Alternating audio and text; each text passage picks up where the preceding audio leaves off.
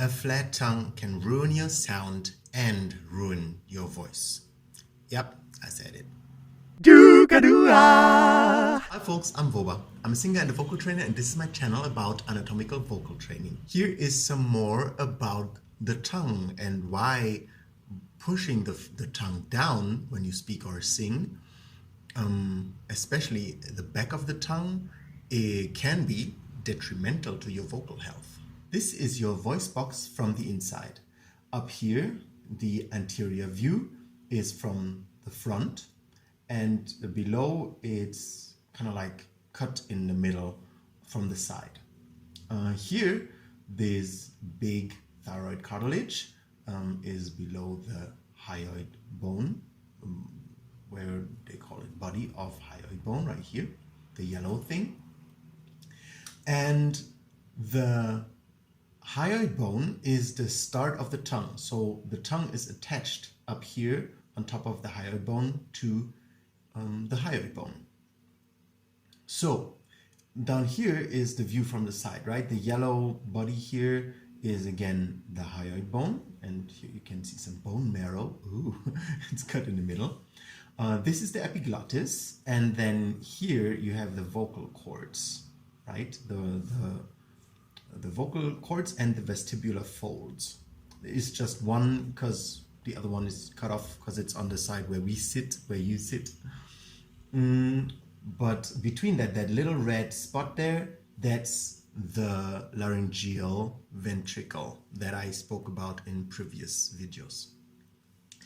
Now, you can see that if the hyoid bone, where on top there sits the tongue, if the tongue is going down, obviously the hyoid bone, which is the origin of the tongue, goes down as well.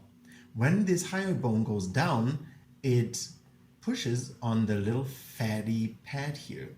It decreases the space because the fatty pad is between the hyoid bone, the thyroid cartilage, which is this one, and the epiglottis. So when thyroid cartilage and hyoid bone come closer to one another, then this fatty acid obviously is the opposite of stretched. It's contracted, and it contracts to the inside because there's a membrane between hyoid bone and thyroid cartilage. So it cannot go to the front, it has to go to the back, and the back is the epiglottis. So through putting the tongue down, the hyoid bone is pressed down, which presses on the fatty pad, which presses on the epiglottis, and the epiglottis gets a less upright position, right? So if you stretch the space between thyroid cartilage and hyoid bone, this fatty pad is also stretched and elongated, and the epiglottis has more space in order to stand up right. When there's less space between hyoid bone and thyroid cartilage, this fatty pad is kind of like squeezed, and it squeezes to the back because it can't squeeze to the front, and then it pushes on the epiglottis, and the epiglottis kind of like leans down to close your trachea, because that's what happens when you swallow. When you swallow, your thyroid cartilage, this one, goes up, and through the thyroid cartilage and hyoid bone coming very close together, this epiglottis is pushed on top of your trachea, and so it closes and you can swallow.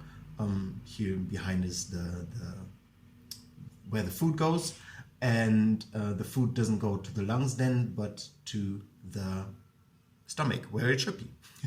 But for singing, we want this epiglottis to be as high as possible so that the sound can travel freely. I'll show you in a minute, but especially because when this is pushed downwards, obviously all the material between here and the vestibular fold goes down as well. That means the vestibular fold has a tendency to also go down, being pressed down towards the vocal fold. And that is the big problem that gives people sore voices. And if they keep on, because when vocal cords and vocal folds meet, the voice gets sore because they're not supposed to meet there. The tissue is not made for them to meet.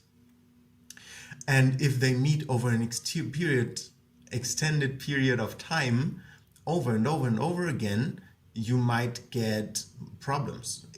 some even get nodules from an extended, over months and years rubbing off one another. So it's really good to keep vestibular folds and vocal folds apart. And therefore, you don't want the tongue to push on the hyoid bone that pushes on the fatty pad, that pushes on the epiglottis, that pushes passively or actively on the vestibular folds. You want the hyoid bone to go up, the tongue to go up, to pull the hyoid bone up. This fatty pad elongates and stretches and becomes thin, so the epiglottis can stand up and the vestibular fold can be pulled slightly up. So there can be a big as possible space between the vocal fold and the vestibular fold, because this gives you the amazing singer's formant and health. Now let me show you this in a different picture. This is again half of a human being. Here you can see the big ass tongue, and this little fella is the hyoid bone where the tongue is attached to, right? So now here you can see that when this goes down, then it kind of like pushes on the fatty pad, that pushes here, and that closes the epiglottis more and more. Now that is the first problem, but the second problem is that it also can muffle your sound, because if your tongue pushes down, it won't have this up round shape. It will have like a flat shape, right? Like this. And then the material doesn't get less. It has to go somewhere. So the material of the tongue, when it comes from here, it goes to the back, like here. And that is very much in the way, first of all, again, with the epiglottis, right? It goes, the lower it is, the less freely your sound can travel, because optimally your sound would travel from here. If the epiglottis was like really high up here, the sound could travel straight from here, the sound waves, to kind of like hit here once around the hard palate, and then reflect straight outwards. That would be the optimal, just reflecting once in your mouth and then going outside. Because if the sound has to, like here it is, the epiglottis is like this, then it has to reflect here, and then it has to reflect there at the palate, and then it can only travel out. It's just too much reflection. And each reflection, it's like an echo. When you stand in the mountains and you shout echo, or you shout ooh, ha, eh, whatever, and you hear that the echoes become quieter and quieter and quieter, right? Is echo, echo, echo. And it's not always the same intensity. So the more often a sound has to be reflected before it comes to the listener's ear, the more quiet it gets.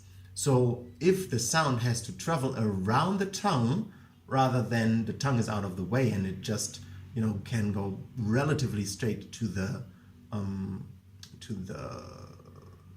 hard palate and then be reflected out, that is shortening the reflection periods of the sound, right? It's just reflected once rather than twice or three times. So yeah, the tongue up is going to be very helpful for your vocal health, because it keeps the vocal folds and the vestibular folds apart from each other. And it's also good for your sound, because the sound doesn't have to be reflected more than once in your mouth before it can get out of your mouth and meet the listener's ear. I hope this information helps you a bit to understand about your tongue and why it could be very helpful to have it up even when you speak, and especially when you sing.